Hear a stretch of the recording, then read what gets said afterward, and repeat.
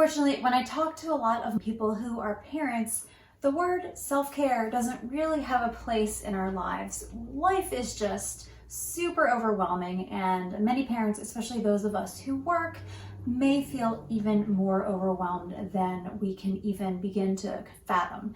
Self-care is very important, but let's not make it overly complicated. Here are some tips that I found to help me get back to basics when it comes down to self-care as an overwhelmed parent. I am a full-time contract writer, and on top of that, my passion is creating content, whether it's writing, creating videos, etc. When it comes down to it, that is a lot of things to have on my plate as a primary caretaker, a full-time employee, and someone who runs my own business and content studio. It is a lot of stuff to do. However, I find that when I let my self-care go out the window, everything else just sort of goes out the window too, whether it's my general go-gettingness of life, or whether it's my mood, or if I just feel like I don't want to do anything at night and I'd rather just plop myself down in front of Grey's Anatomy for the 5th time.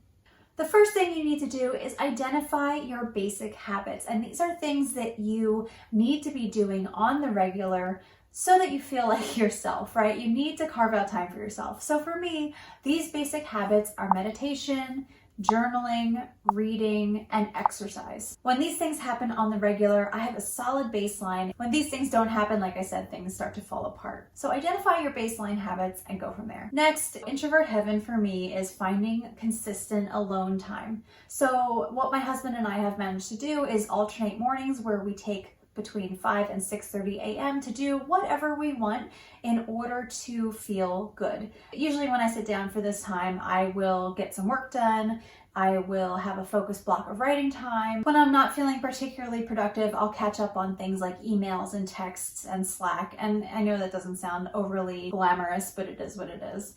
And then when 6:30 comes along, we will swap, and what will happen is that the person who didn't have their focus block of me time then gets to go work out. So it works out because then we each get like 3 days of whatever we want to do time, and then 3 days of workout time. Another thing for me that really helps is to clear visual clutter, and visual clutter for me just causes a whole lot of anxiety. And you could argue that I am a minimalist because visual clutter just makes me feel pretty bad. So I make sure to have surfaces clear, I make sure to have toys picked up, I make sure to have the bed made, and I just want to have everything in its own place. And yes, this does mean getting up from my desk several times a day, picking up toys several times a day, clearing the kitchen counter very often, but it gets me moving and it just helps me feel better. And then when I sit down again, I'm able to focus because there's a nice, clear, clean environment. Clean eating is another thing that is just one of my essentials. And I know this is kind of a hot topic because clean eating means a lot of different things to a lot of different people. When I was going through a lot of physical ailments earlier this year, I had to go on a very restrictive diet, and that was cutting out a whole bunch of stuff so that I could see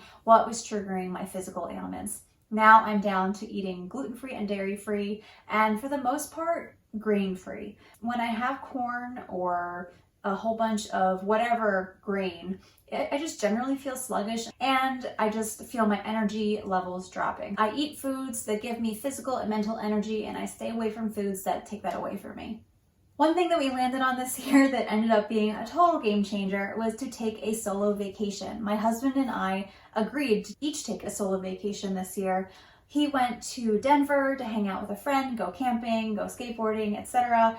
I went on a solo vacation just to Lancaster, which is about an hour and a half away from where we live. I found an Airbnb. It was fantastic. I just sat there with no Wi-Fi and just basically read and embroidered and journaled, and it was great. It was 5 nights away. Taking a solo vacation should become a norm for parents, especially introverted parents, because as introverts, we need our alone time in order to recharge, and we both know how having younger kids is really tough for an introverted parent. Even though by the end of my solo vacation, I missed my kids, I definitely did not feel any mom guilt throughout the entire experience. I knew that having them have more time with Chris was going to be good, and equally on the same time, while Chris was out on his solo vacation, I knew that having me time specifically with each kid was going to be really awesome. I would love to know, how do you prioritize your self-care as a parent or caretaker? Leave your tips in the comments below so we can help each other out, and I will see you in the next video.